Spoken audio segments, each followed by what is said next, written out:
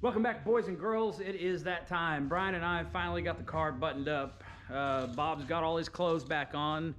He is fully fendered up and doored up and runs pretty good now. We had a few problems with the tune-up. Got everything ironed out. It may or may not have been some user error. I don't know. Actually, I do know. It was user error. So, as you can see, loaded up, headed to the track. Gonna make some test passes and hopefully everything works. So let's see how it goes. Okay, so before we get to the actual action in the video, I want to explain to you what the plan was for tonight. The big plan was to make a pass that was good, that was clean, and to start out on the Wastegate spring only. Now, that kind of changed a little bit throughout the night, and I'll briefly explain after the first run. You can kind of see what happens. So here's the first run. Take a look at it, and then I'll tell you what happens and what we have to fix to make everything all right.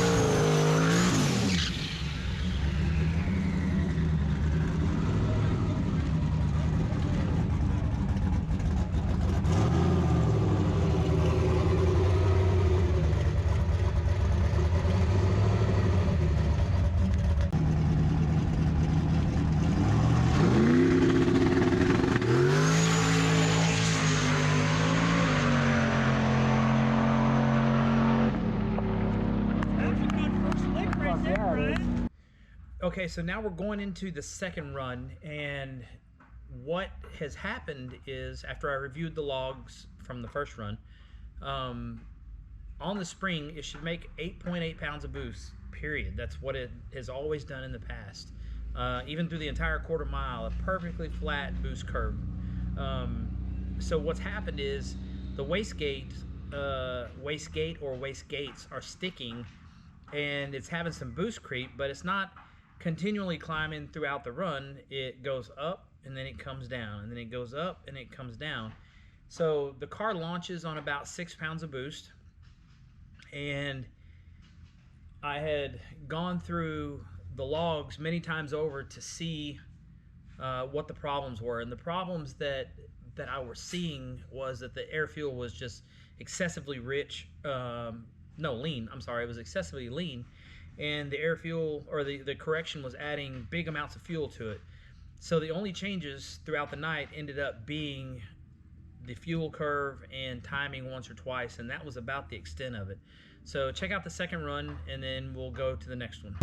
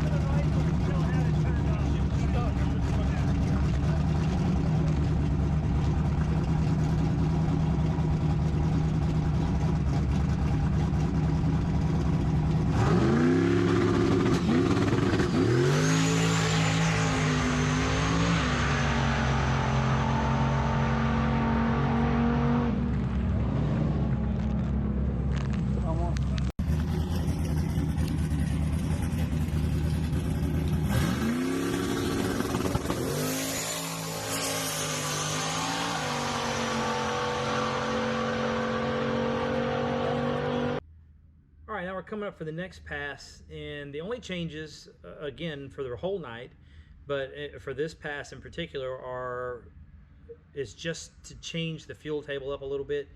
And the only reason we're doing that is just to satisfy the closed loop correction changes so that they're not so big, because it earlier, the first pass was seeing 37% additional fuel, I think is what the number was.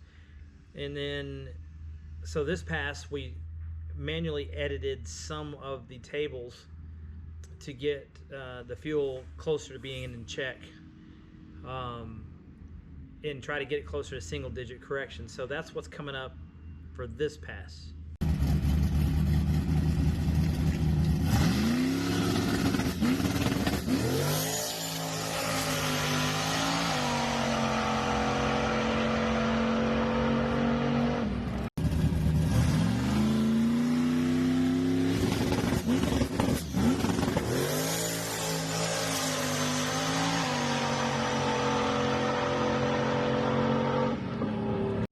Okay, so for the last pass, we changed the fuel curve up a little bit and we got it better.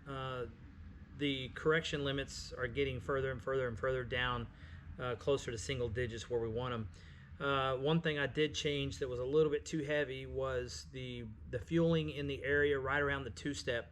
And what you probably saw in the last video, and you're going to see a little more in this video, is that as it comes up on the two-step, it actually leans out a little bit and it bangs, and then the engine falls, blah, blah, blah, blah. And then it comes back up and then it falls. And what you're hearing is it's leaning out so much that it can't stay there on the limiter. So the only reason that the correction isn't helping it there is because the correction is not turned on there. The correction has a big problem when an engine is on a spark cut. It just plays games with the oxygen sensor and the computer just doesn't like it. So the closed loop changes don't happen until after I let go of the trans brake. That's why it does that. Okay, so for the last pass, everything went great as usual, like the other three passes. And I'm here to tell you that for the amount of changes that was done to the car from May until now, the Holley Dominator getting wired up completely, the engine getting rebuilt, and all that stuff, and to be able to pull it out on the track and make passes right off the trailer, full power, or at least 18 pounds of boost or whatever it was, and not have any problems. The correction in the Dominator and in Holley V6 and the other software suites for that matter is really good. So I'm very pleased with the changes and with the Holley products just in general. And I can't say enough good things about it. It works fantastic. But let's get into what I changed or what I found wrong with the car and some of the minor problems that we had. Okay, so it's time to do a little post-race investigation, I guess.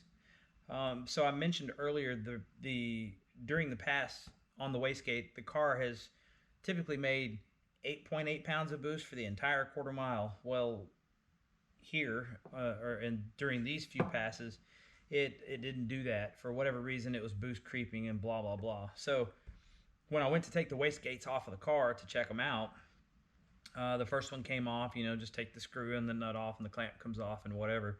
The second one, when I went to take it off, as soon as I broke the screw loose, there was a loud pop.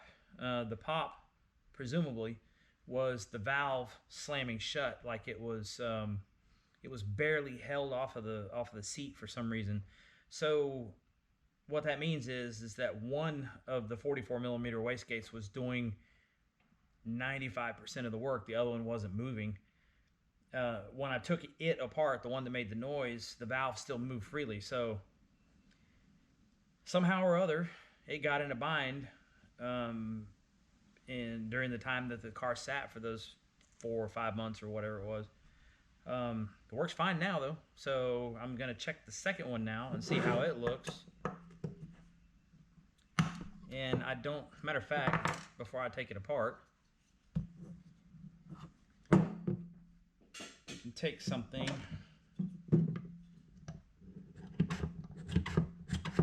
It moves freely. I'm still going to take it apart though. I think I'm going to go ahead and take it apart and coat the valve stem with anti-seize like normal and put them back in the car. and they're just cheapo eBay tile copy wastegates. They work good. I've had them many times in the past. I would like to buy the name brand stuff, but sometimes it's hard to justify paying 6 and 7 times the price, you know, for the same thing. And I've had the name brands, and I've had the same problems with them, so can't really say that it's a quality thing, you know. Now, from a machinist standpoint, these copy wastegates are not as nice. They don't. The hardware in them is not as nice. The machining quality is not as nice. Blah blah blah. But on my car, it's not a show car. The wastegates are underneath, and you're never going to see them. Get these last 2 screws out.